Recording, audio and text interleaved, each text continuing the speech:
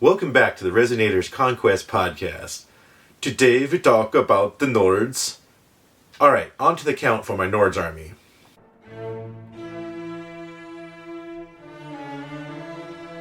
So I have to make a confession. I'm not the best at pronouncing names. So hopefully I get these right. If I don't, well, correct me in the comments. For the characters in my army, I've got one Blooded, one Shaman, one Conagar, one Jarl, and just recently I got a Volva. For the regiments in my army, I have one Shieldbiter, 62 Raiders, 12 Huskarl, 6 Fenrir Beastpack, 3 Ugars, 12 Stalkers, 24 Trolls, a Mountain Jotnar, an Ice Jotnar, and just recently I got 12 Bow Chosen and 12 Valkyries.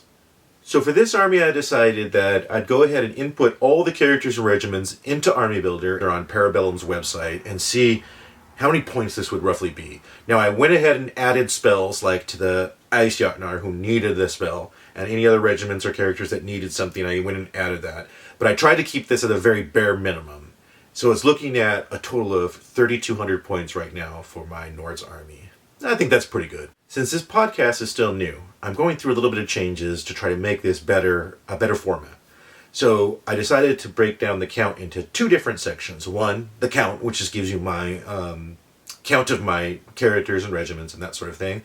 And then the state of my army, where it's at, which will be kind of more the color scheme, how much I've painted, is it being based, how is it going to be based, and kind of the theme I'm going with my army.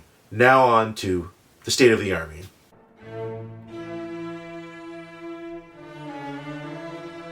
I'm going to start off with the Blooded. I did this model for actually a painting competition for Game Castle Sacramento. The store was just putting on a Conquest painting competition, and they were giving away a Founder Edition model. And I was really hyped. I really wanted one of those Founder Editions, so I put a lot of time and effort into my Blooded. And I wanted to do something different because some of the lore behind the Blooded in particular is that he's not all the way human. He's half monster, kind of. And he's got the blood of the Jotnars and that sort of thing in him. And so I didn't want him to look really human with like human-colored skin.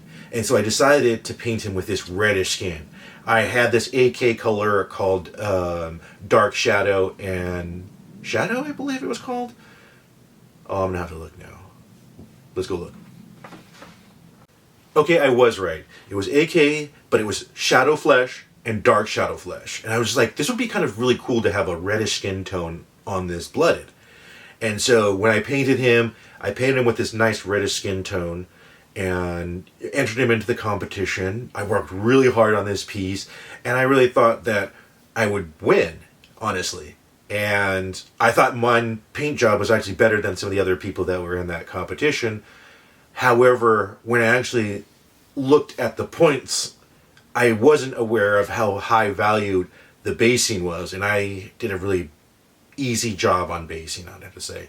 And that's where I lost all my points. I think I got a 3 out of 10 on basing, and if I were, put a little more effort into that, I think I would have won. Because I had higher numbers on everything else except for the basing, and that was a really low number. So, lesson learned. But it was a fun opportunity. It was a fun competition, and now I have this beautifully painted Blooded, as you will see in the photos. After I painted the Blooded in that competition, I still wasn't sure how I wanted to paint my whole army. I knew the Raiders and like the Huskarl, I wanted them to be kind of like Vikings, really like Vikings. And then when I was thinking about the Stalkers, I was like, well, I don't want them to look too human, but how should I paint them and how should I paint their color? And at first I thought maybe I think I used something that would look kind of orcish, or it looked kind of like more pale green from an orc, and it wasn't looking good in my opinion. And then I went to LVO, and when I was sitting at LVO, they had Stalkers on the table as a paint and take, and I decided, I had some time in between, paint sessions that I was teaching, that I would just go ahead and paint one. And I painted one with that reddish skin again, like I did the Blooded. And I was like, this looked really good. And the color scheme I picked out just randomly while I was sitting there, it looked really good, and I was really proud of how it looked. I'm like, this is how I'm going to do the rest of my stalkers. And so I decided that I was going to go with that kind of reddish skin tone for any of the non-human-ish type of monsters. The humanish, non-humanish type monsters in the Nords faction. And so that's my plan for going forward, at least with the stalkers. I still only have them Zenithal primed right now.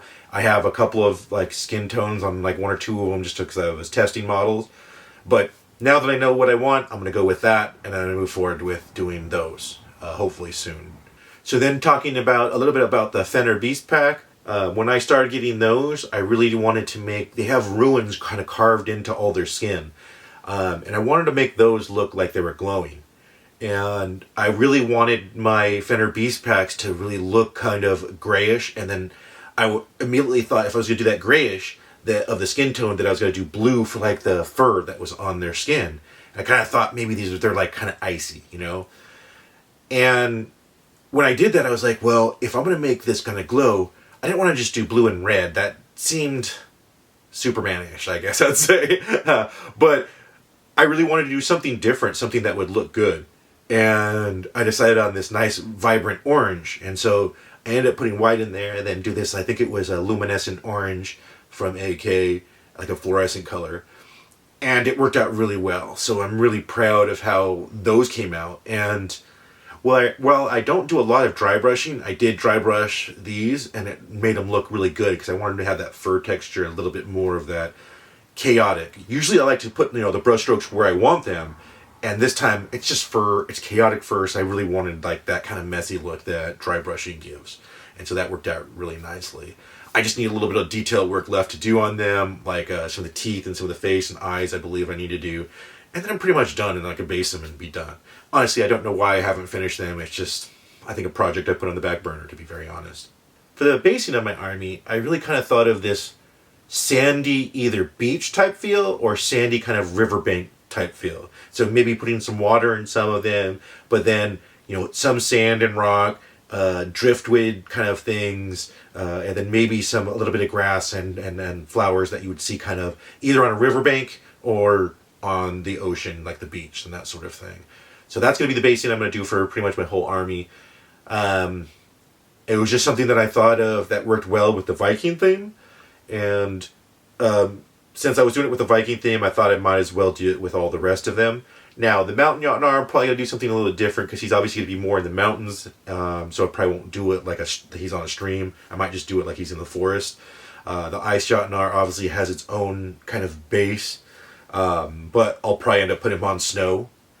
Same with like the Sea Jotnar. If I end up putting him on something, I'll probably end up putting him on something like in the sea because he's on that like wrecked ship piece. So it might be like kind of, actually a beach theme would probably work well for that, so maybe I'll do that. I don't even have a Sea Jotnar, so we'll come to that decision later when I actually get one. My next segment is the favorite characters and regiments of the Nords army.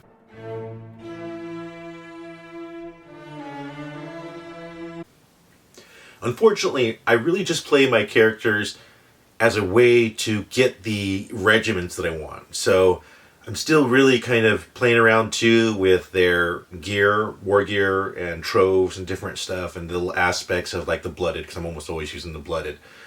That's how I like my trolls, which I'm getting to that here soon. But unfortunately, I don't really have a favorite character at the moment. If there was one, it would be the blooded, just because I like taking my trolls, and in order to take the trolls, really, you want a blooded. Moving on to the regiments. I actually love the trolls. Now, while originally I thought that the models and sculpts would be a little bit thicker and beefier, I really do like this kind of thin, lengthy aspect that they have going on with their design. They have a lot of cool key features to them, as in keys, like on their clubs. But like, some of them have a missing arm. You can just a bone poking out, and then some of them are holding like a rat. And just their poses and what they're doing are just great fun. The trolls aesthetically are just a great regiment, and I can't wait to have mine finished. For my paint scheme, I really thought I would two-tone the trolls. Really starting with a dark green for the majority of their skin, and then doing a kind of a lighter color for their underbelly. And I found this paint by P3 that actually is called Underbelly that worked really perfectly for that kind of effect that I was looking for. I also made the decision to have them all be redheads. For no reason at all, I just decided that. I mean, come on, they're trolls. What do I like about the trolls, other than they look really cool and they're trolls? For Last Argument of King, they regen 5, so as a draw effect. So every time you activate them, you're going to get 5 wounds back. Now, each one of these have 2 wounds, so you're bringing 2.5 trolls back to life for every time they activate, which is just great. I mean, like, it keeps them sustained. I feel like that what that really does is kind of negate people's volleys into them. They can take 5 and still heal them and be a full regiment still as they move forward. And that's really key, I think, to using these trolls, is that you can put them up to the front line and get them up there, and they're really not going to be damaged by the time they get into the engagement zone. They also have Cleave 2. So when they do get into engagement and they start meleeing with an enemy regiment, they're going to Cleave 2 right off of their defense. And, man, that just makes them mean.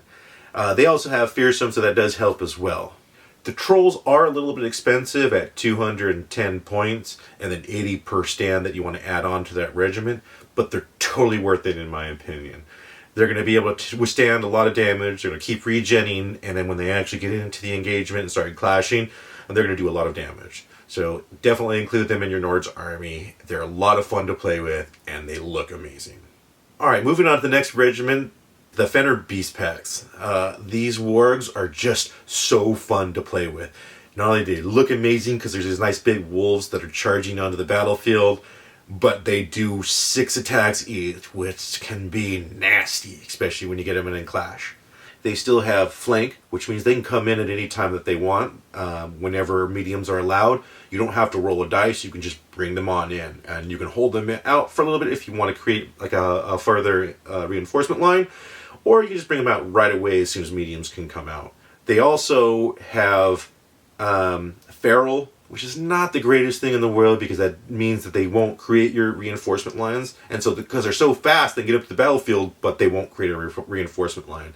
So you won't be able to bring in reinforcements from the side with them being really far up on the battlefield. They do have opportunistic, so if they are on the flank or the rear of an enemy regiment, they will get to reroll their clash misses. Next are the Jotnars. I really love that this army has giants, basically.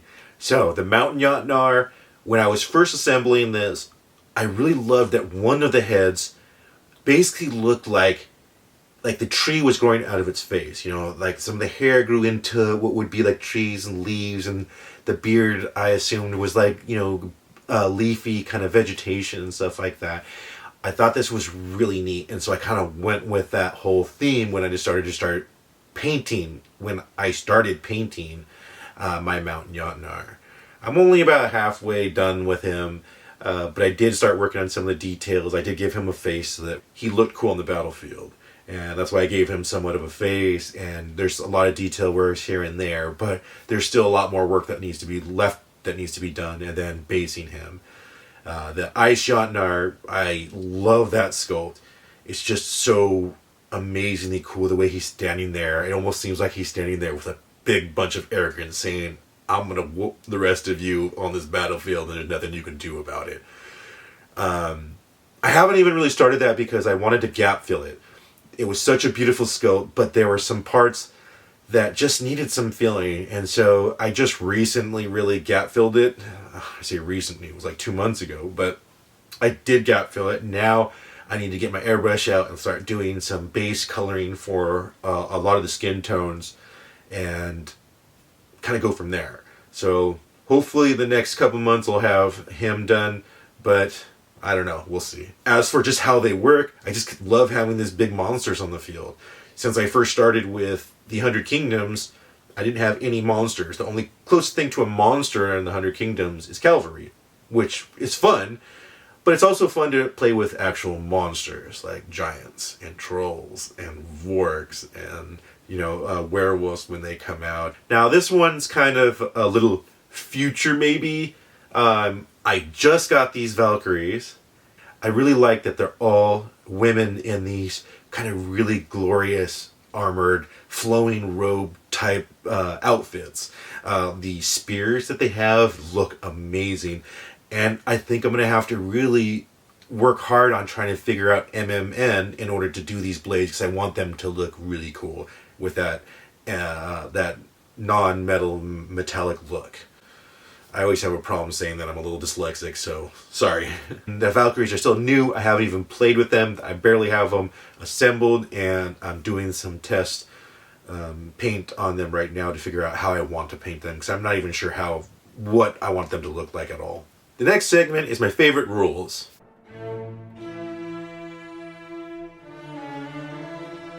To start off with, we're going to do the overall faction rule for the Nords themselves. Blood of the Einjar. I love this rule. It's so thematic to being a Nord and a Viking, and I feel like being a monster and kind of aggression, and let's just read it. Before we look at the rule of Blood of the Einjar, what we're going to look at first is two other special rules. The draw event of Fury X, and then also the special rule Flurry. Fury X. When determining the number of attacks that a regiment performs, add X to the attacks to each engaged stand until the end of the round. So basically what that's saying is, so every Fury level that you have, or for Fury 1, you would add 1 attack for every engaged stand when you're doing a clash. Now let's say it was Fury 2. You would get 2 extra attacks per engaged stand. The Flurry special rule is pretty simple. Any stand with the Flurry special rule re-rolls all failed to hit rolls when performing a clash action. So it's just pretty simple. You're just going to re-roll any of the misses that you had. Blood of the Einjar. While a regiment in your army has any wounded stands, incomplete non-character stands, or stands with wound markers, or is missing a stand as a result of casualties, that regiment gains Fury 1 draw event. Basically, if you have any of your regiments are wounded or are missing a stand, they automatically get Fury 1. Next, while a regiment in your army has lost half or more of its stands, or wounds in the case of a monster regiment or a character stand, that regiment gains Flurry special rule as well. So not only getting, as soon as they're wounded or down a stand because of a casualty, they get Fury 1 draw event. Then once they're halfway dead or halfway diminished in a regiment, a monster, and their wounds, or wounds in the character, they also get Flurry, so they get to re-roll their hits. Now that gets even better. If the regiment already has the Fury 1 draw event, or the Flurry special rule, when gaining special rules for Blood of the Einjar, it instead gains Fury +1 draw event instead. Character stands only gain these benefits if the stand itself is applicable, regardless of the accompanying regiment. That means if they already have, let's just say Fury 1, and they already have Flurry, and they give one of these additional ones, they would get Fury +1. Basically, this all breaks down to the more you beat down the Nords, the stronger they're going to get. The more attacks they're going to get, and the more rerolls they're going to get. So, beware, the Nords are nasty. The next rule I really like playing with when it comes to the Nords faction really is only applicable to the Fenrir Beast packs. The Wargs have fluid formation.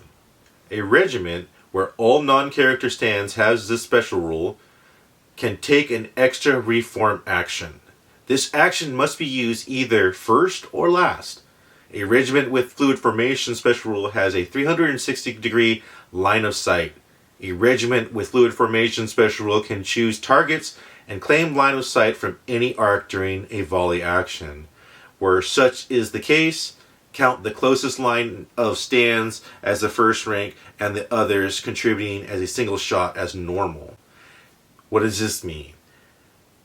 You can basically reform where you're looking, the ranks and files of your regiment into any kind of formation that you want, either at the start of your activation, at the start of your 2 actions or at the end of your 2 actions.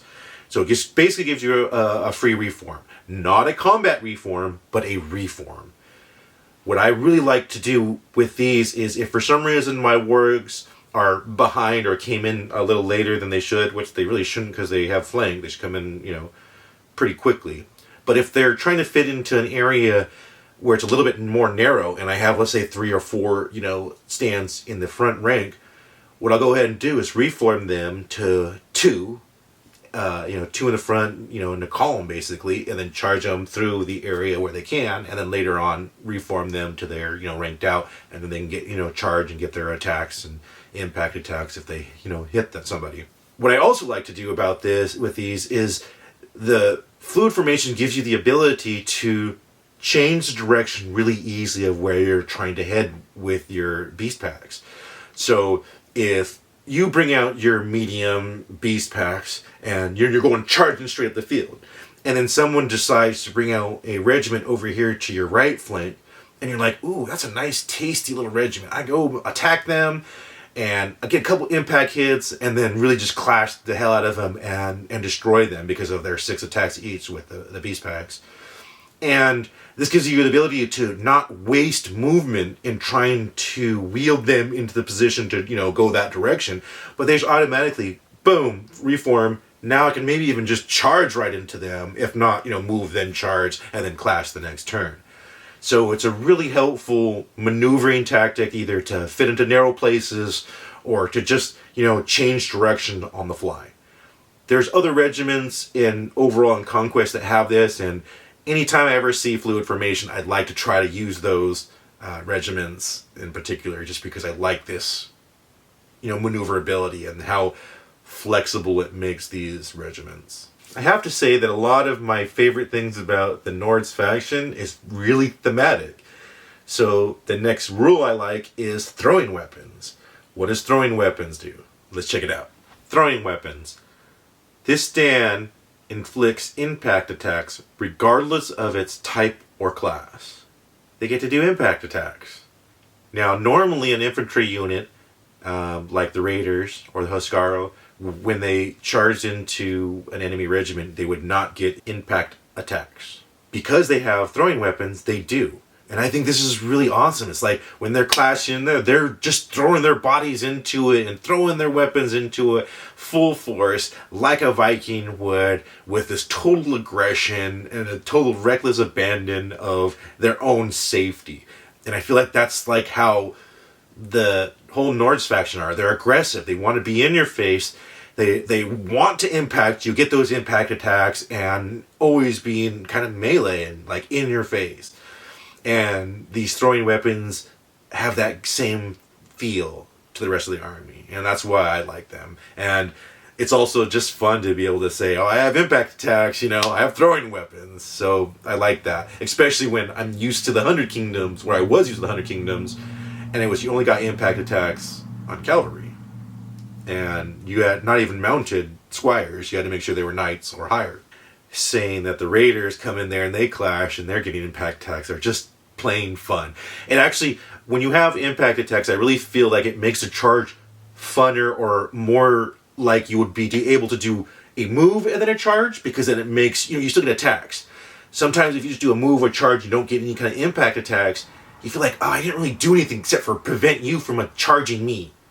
And you have to wait till the whole next turn to activate them again and do a clash. And again, you could do an inspire clash, but if you could do a charge clash, that's just outstanding, because then you get the inspiration.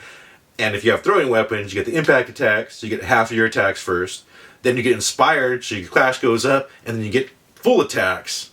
That's just the way you want to do it, if you can. Moving on to my playstyle, I've kind of given a lot of this away already, but we're going to go into my playstyle and how I like to play my Nords army.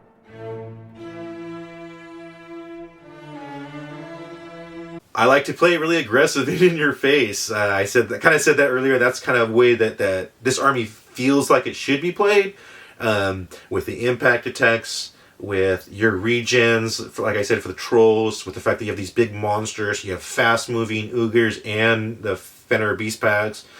I really just felt like that everything wants to be in your face, wants to be in melee, and wants to stop you from moving towards the objectives. That's kind of how I feel. I don't have enough ogres. I only have 3 ogres, and I've never bought more, but I definitely want probably 6 more. And my Fenrir beast packs, I have 6 now, but I really want 6 more. I just would like to be able to field 2 regiments of 6 at times. I think it might be really helpful and really fun to play with. I'm still working, as I said before, I'm still working on trying to figure out some more of the strategies and what gears, troves, treasures, abilities and stuff that I want to give all of my characters. I've been playing around with this, a little bit of this, a little bit of that, giving them a little extra attacks, make them a little bit stronger. But I really think I need to find something that really ties in the army better and that really helps out the army. So I'm still playing around with that. I still need a little bit more game time with my Nords in order to figure out exactly kind of where I want to go with them. Next segment is where I'm going and the future of my Nords army.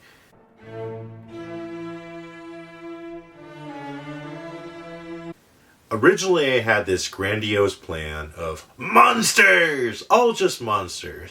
I really wanted to have, the Jotnars, the Blooded, the Trolls, the Stalkers, the Werewolves when they came out, the Fenners, the Beast Packs, the Ogres. Just all of this felt so fun and thematic to have just an all-monster army, especially after starting with the 100 Kingdoms and having an all-human army. So I was like, cool, this will be really fun. Let's do this. Let's go for monsters. And that's where I started. When I first got my Trolls, I made sure I got 2 regiments right off the start. I have the Mountain Jotnar, which is together and mostly painted. I still have some work to do on it. I have the Ice Jotnar, which is together and just needs to be painted. I can't wait for that Sea Jotnar to come out. I want to get one of those. And then the Beast Packs, I did the same thing with them as a Trolls. As soon as they came out, I bought 2 regiments because I knew I wanted 2 to start with. The Ogres, I weren't really sure if I wanted 2 of them or not, but I knew I wanted them anyway. You want some brutes, and they're actually pretty good. But I need to get 3 more, at least 3 more, probably 6 more. I think that would be great. I think if I do all this, I'll end up with at least, now 4,000 points. But that's not where I'm stopping. Unfortunately, when I got the Valkyries and the Bow Chosen, I made another decision to have 2 Nords armies. I'm going to have an all-monster Nords army, and I'm going to have an all-human Nords army. It's going to be Raiders, Huskarls, it's going to be the Valkyries, and the Bow Chosen. So basically, I'm going to have a monster side, a monster army, and then a human army. And I think it's going to be really fun to kind of do both of those and field both of those from time to time. And you can get a lot of experience in using the whole army then, instead of just going one way of just, like I originally thought of just doing the monsters. Now I'm going to be doing both and, doing the Raiders, Huskarls, the Valkyries, and, that sort of thing. Throwing in the Shaman when I can, and throwing in the Volva, because I think the Volva is going to be really cool. It's a fun sculpt, and that's how you're going to take your Valkyries in there anyway. The future of my army is going to be 2 armies, and we'll be going forward like that. Thank you for joining me for another episode of the Resinator's Conquest podcast. This was episode 2, all about the Nords faction. Next episode is going to be the Old Dominion. I'm skipping over the Wadroon for now. That should be technically in chronological. I started collecting Wadroon, but I have really got hooked on the Old Dominion, and we're going to head to them next. Alright, we'll see you next episode.